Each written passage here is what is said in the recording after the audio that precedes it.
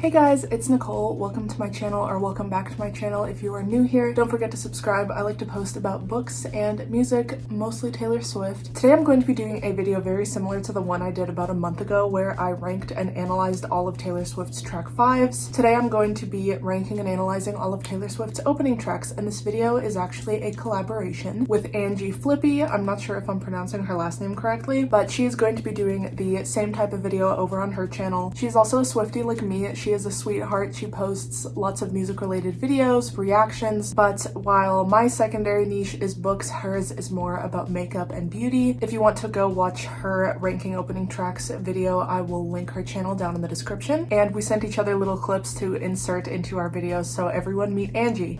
Hello everyone, hi, I'm Angie. Thank you so much to Nicole for allowing me to do this video with her. I'm so excited to be on her channel and say hi to her viewers. You guys seem like the nicest people, and I would love to have some of you guys over on my channel. So yeah, if you want to hang out with me too when you're done watching Nicole's video, I'd really appreciate it. I'll see you guys later, hopefully on my channel. Bye! A huge thank you to Angie for collaborating with me, and let's get into the video. So unlike Taylor Swift track 5s, I feel like I don't really need to explain an opening track. There is nothing unique really to a Taylor opening track versus any other artists like there is with a Taylor Swift track 5. Also, that last ranking and analyzing track 5s video was like loosely scripted, and this one barely has an outline, so I'm going to be winging a lot of this. I already wrote down my ranking, but like as far as the analyzation goes, we're going to be doing that right here, right now. I wrote down a few questions I'll want to answer for each song. Basically, does it make a good opening track? Is it representative of the album in some way? Does it foreshadow what's to come? So is it something that gives you a little bit of a taste of what the record will be without being so obvious about it? And 3, are there any decent alternatives? Are there any other songs on the album that would also make a really good opener? Possibly, maybe an even better opener?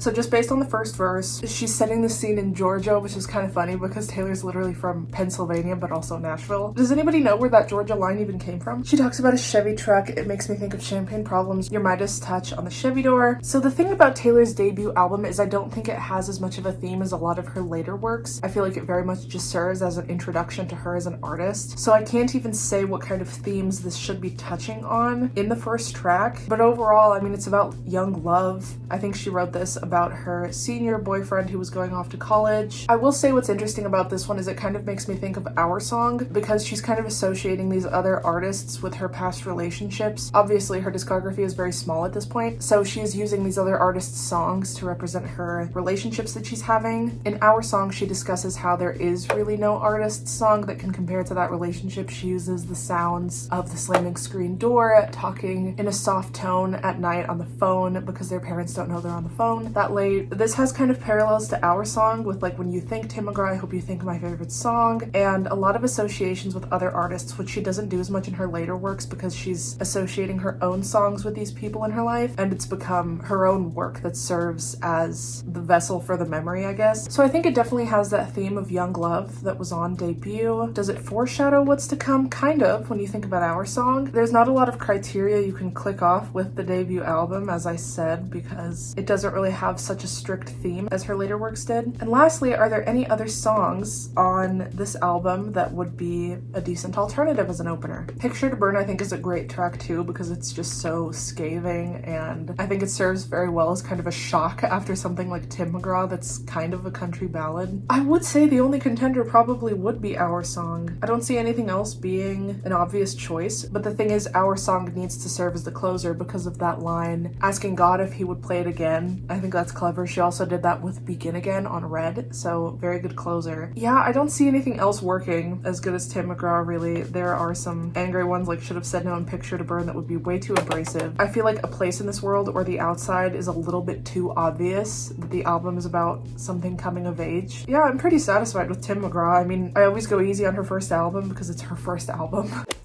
Now this is tricky because obviously it's very representative of the album. It's literally the title track. It's kind of unique to have the title track be the very first one. Is it too obvious? I think Love Story would have been a little bit too exaggerated of a hint, I guess, for this fairy tale vibe she was going for in her second album. But something like White Horse that twists the ending of a fairy tale is too sad and jarring, I think, to start us off. Honestly, I don't see many other options here. 15 is way too obviously about a high school time period. I think Fearless is just the right little bit of a hint as to what the album will be about. To start off a Taylor Swift album with There's Something About the Way the Street Looks When It's Just Rained is so perfect without being too obvious, I think. She's establishing a setting of a small town in this one-horse town. It's also a common theme for Taylor to write about being in a car, being in vehicles. She talks about that in the first song off of Debut, Just a Boy in a Chevy Truck. And I feel like this is kind of a song that might be indicative of like coming back after prom is over, but she doesn't ever mention that, and I think that's pretty good for an opening track. It's not so obvious that this is a high school girl's album. Well, she was 18 at this point, nearly high school age. There's mentions of a first kiss in the bridge. She also talks about a first kiss in 15, which comes right after this one. I don't see anything else as an alternative opener, you guys. I think this will change as we get a little farther on, but so far, I'm pretty happy with these two openers. I don't see anything else that could have worked as well. I really like that Speak Now is an album that has such an obvious theme. Of course, Taylor mentions in the forewords of all of her albums what kind of theme this album has every time. But when she told us that Lover was going to be about like being in love, essentially, and a lot of the songs are about her lover, and then she has stuff like Soon You'll Get Better or The Man, it's not quite what I was expecting. I mean, it's nice that it's not just all love songs, but like Speak Now is an album that just every single song is like incredibly confessional and personal. Obviously, they were all entirely self-written. I think Speak Now is probably the strongest themed album. Every single song just encapsulates the entire thing. In Long Live, she's speaking to her fans straight from her heart, saying all the things she's afraid might happen in the future. In Innocent, she is confessing this forgiveness for Kanye that she shouldn't have done. Better Than Revenge is a very abrasive and honest expression of her frustration with that girl for stealing her boyfriend. Mean, she jabs back at someone who was awful to her and very critical of her music career. Dear John, I mean, it's literally Dear John. She's like writing a letter to this person. Back to December being like her first apology song. Everything about this album is exactly what the title says it will be. There's not a single song that feels even a little bit strange, but I also feel like Mine might not be the absolute best choice, but we'll get into that in a second. She talks about a small town again. Left a small town, never looked back. I'm pretty sure Mine is actually about kind of a fictional relationship, which makes it a little bit weaker in comparison to the very confessional songs that are also on this album. I'm gonna say I think Sparks Fly would have been an iconic opener. Speak Now also would have been kind of good, but she had just come out of Fearless, where she also used the title track as the opener. Enchanted would have been a little bit too obvious. I feel like Enchanted is something that you need to listen to a bit more of the album for before getting to. Yeah, I think the strongest contenders for this are Speak Now, but not as much because she just did that with Fearless, but definitely Sparks Fly. Overall, not an awful choice. It's a good song. I just don't think it's quite the best. It doesn't feel super hinty towards what the album is about. I think this is one of the greatest openers of all time. I believe she opened the Red tour with this song. It's something about the instrumental. It really puts you in the environment of the album in a sonic way. Like the way it starts off with the guitar, and then she's got some bass coming in, I believe, and then the drums finally kick in. I really like an extended intro, especially at the very beginning of an album. I think it just really helps the artist to establish the vibe before she's even said anything. Well, first of all, I do believe in the foreword she did use the phrase, "Love is a ruthless game unless you play it good and right." I think that's kind of a cheesy line, I'm not gonna lie. Unless you play it good and right. It just feels weirdly cliche in the second half. I really like the line, "Love is a ruthless game." I think she encapsulates a lot of Red in this song. Walking fast through the traffic lights, we live in this touch and go world, we have changing minds, we fall in love till it hurts or bleeds or fades. It makes me think of some of the themes from Begin Again. I've been spending the last 6 months thinking all love ever does is break and burn and end. She's literally telling you in the very first track on Red that she has viewed love in a million different lights through the course of the album, and as she was writing it, she's saying like, it's an amazing thing, but it hurts, it bleeds, it fades. Like, she's viewed it in both positive ways and negative ways through this entire album, and she's saying like, I never saw you coming, I'll never be the same. Like, after Red, her perception of love after something that burns so brightly like that is just forever changed. I think this is such a delicate song. We are alone, just you and me, up in your room and our slates are clean, just twin fire signs, 4 blue eyes. It's about about that very fragile part of the beginning of a relationship. These people are both scarred, they have mosaic broken hearts, but this love is brave and wild. So it goes from hurting and bleeding and fading in the first verse to being brave and wild in the second verse. And then she refers to love as a state of grace, as a worthwhile fight. The hands of fate and the Achilles heel. I just feel like those are such red lines, like to talk about feeling it all the way from your hands to your feet. And then it's interesting that she mentions a golden age of something good and right and real. It makes me think to Daylight that she wrote later on in her career about how love is golden like daylight, and it's like Taylor's already kind of toying with that idea very early on in the album, and it almost feels like new Taylor wrote this song looking back on it. She's kind of hinting that it's not supposed to burn bright and explode, it's supposed to be warm and golden. And then we go through the entire album to see that that is not at all what she believed. I think this is so good. This might be like my favorite opener, like ever, not just Taylor Swift. This is the golden age. It's like the first chapter of a book where it kind of, it's her thesis statement. She describes love in so many ways and then she summarizes it as, like in the bridge, it basically should be a golden age of something good and right and real. And then she goes on to explain to us all the ways it has exploded for her throughout her life. And then to close it with Begin Again, where it's kind of like she's just going to keep allowing herself to potentially get hurt just because she's looking for that golden age, that golden thing, that real thing. And you know what they say, you have to kiss some frogs to find your prince. This opener is iconic. That's my lyrical analysis. And now let's look at the other tracks on Red to see if anything else compares. Okay, so Red comes immediately after State of Grace. I actually think that serves as like a wonderful track too. It's kind of like a second chapter where she's like, okay, now I'm gonna elaborate all the horrible things that I briefly touched on in State of Grace. The very beginning of the album in general just kind of takes us from one freaking heartbreak to another. Treacherous, I knew you were trouble, all too well. And then we get a brief break for track 6, 22, where she's kind of talking about finding solace within her friend group. Ooh, and the placement of all too well in 22, because now that we know all too well, kind of like the 21st birthday party. And then she goes on to have a bit of a comeback in track 6 with 22. This album is very thematically cohesive, actually. I might take back what I said about Speak Now. The Lucky One is a little bit more about a critique of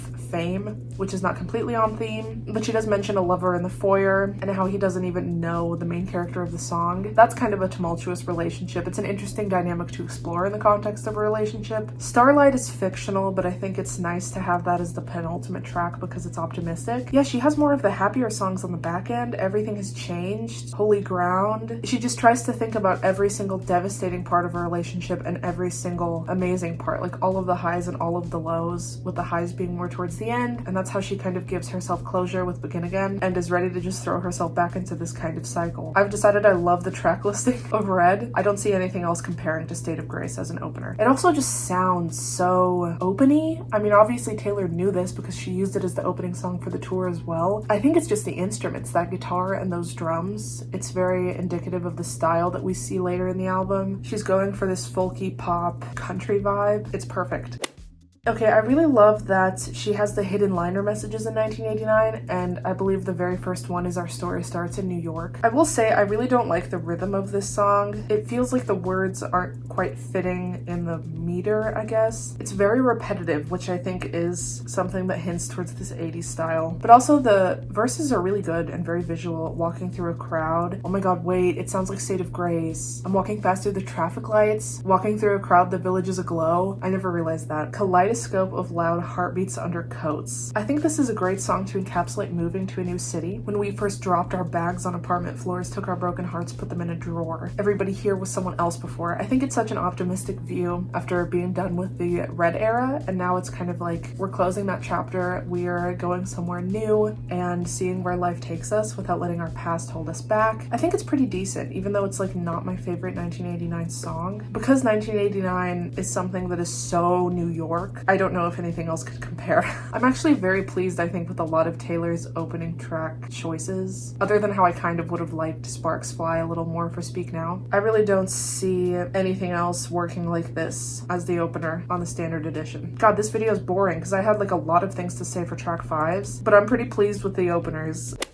Listen, if you have a song called Ready For It, I think you're kind of insane to not use it as the opening track. Taylor also used this one as the opening song for the Reputation tour. I think the only way you should not use a song called Ready For It as your opener is if it's like a ballad. Back to my boring basic opinions. Let's look at the lyrics. Okay, so it's kind of that theme Taylor has talked about that's a little bit on Reputation about like finding your love and you're gonna like go rob banks together. I feel like Ready For It kind of hints towards something like Getaway Car. Reputation was also her most sensual album, thus far, and she hints at it very slightly in the chorus. In the middle of the night in my dreams, you should see the things we do, baby. And she has this confidence. I know I'm gonna be with you, so I'll take my time. It makes me think of a lot of the songs on Reputation that are about the beginning of a relationship and it being kind of fragile, like Delicate, for example. Dancing with Our Hands Tied, where things almost end. I think this is a pretty good hint towards the relationship that she'll be discussing on this album. She talks about moving to an island. It's this newfound isolation that Taylor is kind of craving after the 2016 events, but it's very subtle how she discusses it in this song, which I like in an opening track because I don't want someone to reveal everything that's going to be on the album in the very first song. Knew I was a robber first time that he saw me, stealing hearts and running off and never saying sorry. It's kind of like what Joe maybe would have seen about Taylor in the media as opposed to who she really is. It makes me think about Don't Blame Me with I've been toying with them older guys, or in I Did Something Bad. She kind of plays with that same like blank space character she's done before. So I fly them all around the world and I let them think they saved me. It's kind of how the media views her, as flying all these men around to her and she can't keep them, that sort of thing. And her being like very brutal in her relationships. If a man talks shit, then I owe him nothing. If he spends my change, then he had it coming. I think the lyrics are very strong as well. Reputation was such a different style from what we'd seen previously that I think this being a little bit abrasive I think was a good thing because it did kind of show you what was coming next. I think opening with something like I Did Something Bad would be, I think, too obvious because it's probably the most different song on the album. It was the song Taylor wrote where she realized, okay, we're making Reputation. This is something I've never done before. Island Breeze, she mentions an island like twice, like this isolation vibe that she's craving that we don't really realize until later on in the album. I think that's a great way to drop hints. I'm pretty pleased with this one as well, but now let's look at the track list to see if anything else can compare. Wow, so she really hits us with the most unique tracks in the beginning. Yeah, I remember looking through Reputation and how the back end is a little bit more vulnerable while the front half is that like abrasive wounded animal lashing out vibe. Other than Delicate, which has to be track 5, which is early on in the album obviously, I don't think Look What You Made Me Do would be that good of a first track. It's too obvious, and the stuff on the back end wouldn't work too well because those are the ones that serve as the vulnerable half of the album, so it makes no sense to put them as a track 1 when you're gonna go into this like abrasive vibe immediately after. Again, I have no critiques. I'm sorry, this is probably such a boring video. I genuinely think this is a really good opener.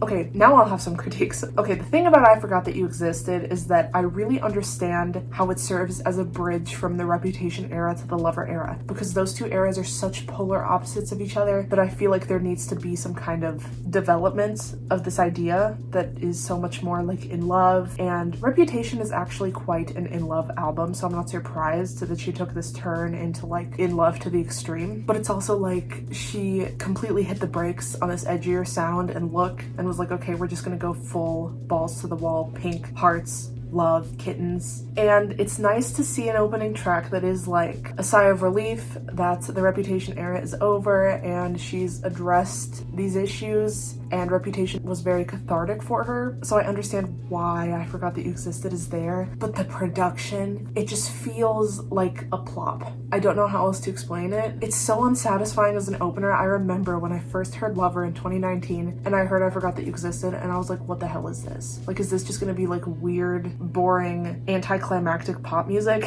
I mean, the song itself, it's about something that is very anticlimactic, so I get that the production matches it, but as an opener, like, you couldn't have put that anywhere else. You couldn't have made the sound a little more intriguing to the listener, a little more indicative of what the rest of the album would sound like, and also talk about how you are moving on from this edgy, abrasive era. I just feel like there was a better way to do it. Not necessarily that something else should have been the first track, but I also low-key feel like Cruel Summer should have been the first track. I understand that it's not that representative of the album, and I understand that it doesn't serve as a bridge between Reputation and Lover. Well, it kind of can. Honestly, yeah. No, I take back what I said. I think Cruel Summer is about the like very beginning time period of Taylor's relationship that she writes about in Lover, and how it was secret and it was kind of unstable. She talks about this a little bit in Cornelia Street. Back when we were card sharks playing games, I thought you were leading me on. That's kind of like the entirety of Cruel Summer. I think it actually would be a pretty good start because it's like, okay, the relationship starts off rocky and then it explodes into this amazing thing that is so cherished by Taylor. At least Cruel Summer is track 2. She kind of realizes that she needs to kind of give the backstory before explaining how the relationship is today. Like, this is how we got our start, and then she goes into all the love songs. So at least it's track 2. It isn't that bad. I just, you know, after listening to it, I was like really scared I just wasn't gonna like Lover. The sound is so cheesy. The lyrics are really not that bad. I like the verses and I like the rhythm of it, but the music, it's just so weirdly produced. And the stupid like tuba that's in it,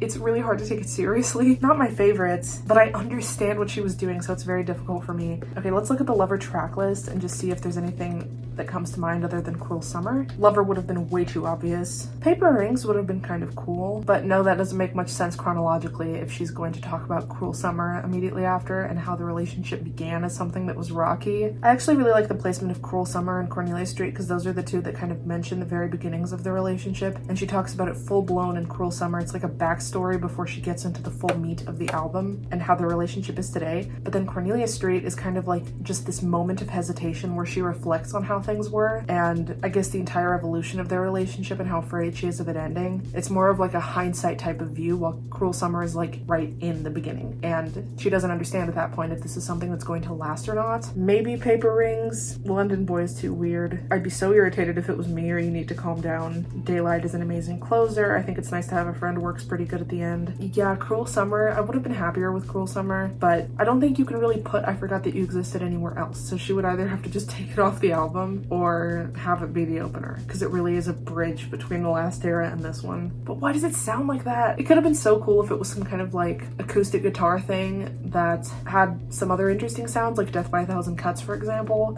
The tuba, man, the tuba, the plop of it all, it's just unsatisfying. I don't think it's a good hook for the listener. I think those are my final thoughts. Not that great. I like that it starts with I'm doing good, I'm on some new shit, because it's a fun little bait and switch type of thing, because she absolutely was not doing good on some new shit. And this pandemic made her go savage with our emotions, and it's such a fucking sad song, and I cried immediately when I heard this one. And it's such a lie, I'm doing good, I'm on some new shit, but it's kind of funny that she starts it off like that. I think there's like a bit of humor in it to start off an album that is this devastating with that line. I think musically, it does prepare us for how mellow Folklore was. I maybe would have liked a little more energy in the song just to hook the listener. This is a very mellow song to begin with, which can be risky, but obviously Folklore literally won Album of the Year, so she probably knows what she's doing here. I think it's nice, but let's see if there's anything else I would have preferred. Okay, something interesting about the line, I thought I saw you at the bus stop, I didn't though. It makes me think of chasing shadows in the grocery line. Like, you think you see someone out in public, you see their face everywhere, you're imagining it. Also, I like that the first song has a film reference in it, because film references are so prevalent on Folklore. I like that she's establishing that theme early on. Cardigan is really good, and I love it as a first single because it was the first one we all heard before the album dropped. Even I think non-fans probably listened to this song. The sound is very indicative of the entire album though. Like, it's so folky and warm, and it makes me think of the Lumineers way more than the one does. The one is kind of like a piano ballad, which doesn't happen a whole lot on Folklore. There's Hoax, but otherwise not too much piano. Mad Woman. Cardigan would have been pretty good, but I think it's not mellow enough to really show the listener what they're about to get into. And I love the humor of I'm doing good, I'm on some new shit. 7 might have been kind of interesting as this Joni Mitchell 60s folk establishment in the beginning, but it needs to be track 7. August needs to be track 8 because it's the 8th month. I like it. Also, I do not accept Hoax as the ending track. I only accept The Lakes. I feel like The Lakes is a perfect closer. Hoax is too toxic and hopeless, while The Lakes is encapsulating the escapism of the album, which is exactly what this album is, like the pandemic escapism. Yeah, I'm not too mad about the one. Well, I don't think I'm mad at all. I like the humor of the very first line.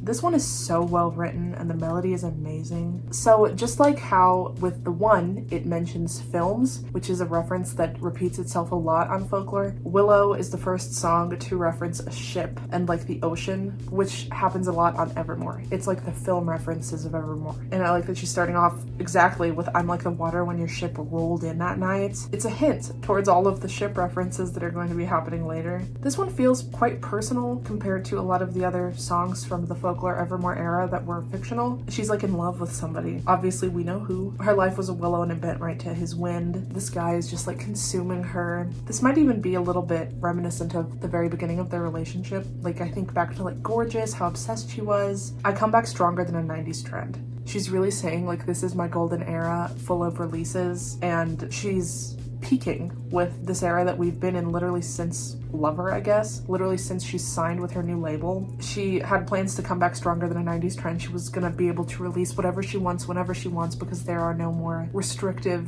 guidelines like she had with her former label. I like the witchy vibe. I think Evermore definitely has a witchier vibe than Folklore. It's like the winter, the darkness, the mystery of it all, a little more so than Folklore. Evermore is very warm. I know it's a winter album, but it just feels so golden and warm, like you're sitting in front of a fire in the wintertime, while Folklore feels like you've gone to the beach. Just because it's so hot outside, you want to cool off with that sea breeze, and everything feels cool, salt air. But this is warm and mysterious. I think that's why I like Evermore a little bit more. Because of that, I like those vibes. We get this witchiness that kind of repeats itself with like Ivy a little bit. It's kind of like a love spell song. I do like this one. Let's see if there's anything else that compares. Champagne Problems is way too sad.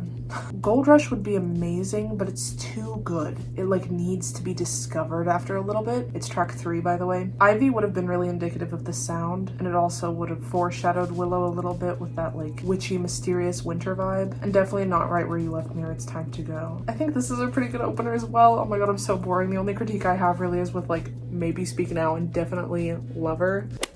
Now, the ranking portion of this is just going to be my personal opinion because I just analyzed everything from the perspective of what serves as the best opener. Is there anything else that can compete? You know, I've already like picked apart things in a very objective way. So let's just get into my personal favorites. Number 1, State of Grace. I don't necessarily think this is the best opener, and if I wasn't really thinking of them as openers, I was just rating how much I like the songs, I think State of Grace would be number 3. But it's just such a good opener. How can you argue with that? Like, it's so embodying of Red, and I love all the flashes of different feelings that are in it, and it's in a very subtle way that doesn't give too much away. She's summarizing everything in this thesis statement that is State of Grace, but she doesn't do it by being overly verbose. It's just so subtle and amazing to listen to. It introduces you to that fun, folky, poppy, country-ish, almost like a tiny bit soft rock influenced sound with those drums. It's so good. Okay, number 2 is Willow. I just love the songwriting, and I love the melodies. Oh my god, it's so fun to sing to. And this might be an unpopular opinion, but I actually love the remixes of Willow, especially the 90s trend one. I don't listen to that enough. I think they're so fun. It's just the melodies are so good in this song vocally that I think you can turn it into any genre and it's going to be just as catchy. Next is The One. I think it's beautifully devastating. I don't think there's much else to say there. I think it's really funny that she opened with this humor. I'm doing good. I'm on some new shit. No, you weren't. No, you weren't. Next is Ready For It, which I was kind of surprised by this being my 4th one, but I just think it is a very, very strong opener, and it's also really well written. I love the flow of the verses. It's like hip-hop inspired, which we'd never really seen before, other than Thug Story, I guess. It also makes me think of Wildest Dreams a little bit with that dreamy, escapey chorus. She talks about islands. I think it's pretty representative of Reputation. Next is Welcome to New York. Not a huge fan of the way this one sounds, but I really love the lyrics, at least the ones that aren't repeating forever. Like, the verses are very strong. I really like the concept, just moving to a new city and finding yourself. She writes about it so detailed, but also in a way that's very relatable. She doesn't get too personal with it that like it only applies to her. Really nice visuals of apartment floors and walking through crowds, and it's like your first few nights in a new city. I just really like the visuals. Next is Fearless. I think it's a pretty good opener. It's fun, very catchy. I appreciate it even more now with Taylor's version because I believe all the Taylor's versions sound vocally so much better now, especially the really old ones like Everything on Fearless. And the instruments are so warm and crisp now because of the technological advancements. Next is Mine, which might sound strange because I don't think it's that good of an opener, but I do think it's a pretty good song. I really like the story that she's telling. It has like those country trademarks of like a beginning, a middle, and an end. There's a climax in the bridge where they have that fight. I really like the line, "Careless man's careful daughter." I think that's incredible that she came up with that not only by herself, but at the age of like 18 or 19. Next is Tim McGraw. I can appreciate it. I think it's really pretty, but it's it's, you know, it's a debut song. It's really hard to compare to the newer stuff. And last is I Forgot That You Existed, because I think it is one of my least favorite Taylor Swift songs. I have videos ranking all of her discography, and I'm pretty sure this always falls somewhere in the bottom 10. Needless to say, I'm kind of disappointed with that as an opener, because the other songs that are my very least favorite ones are not given prestigious positionings on track listings such as opener, track 5, or closer. Well, I don't know, we need to look through closers. I'm gonna do a video over her closers and I'll rank and analyze those.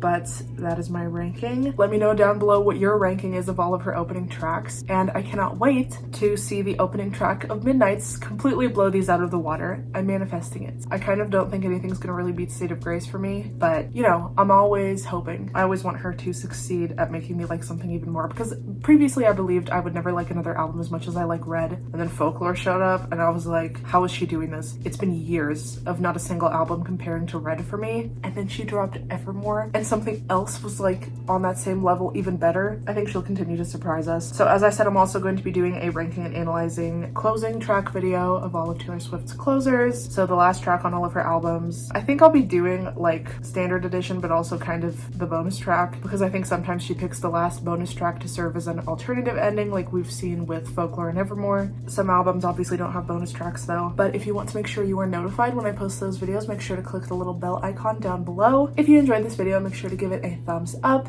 If you want to follow me on my Instagram, it is right here, and if you want to follow me on my TikTok, that is right here. I will see you all next week for another video, and I hope you have an amazing day. Bye guys.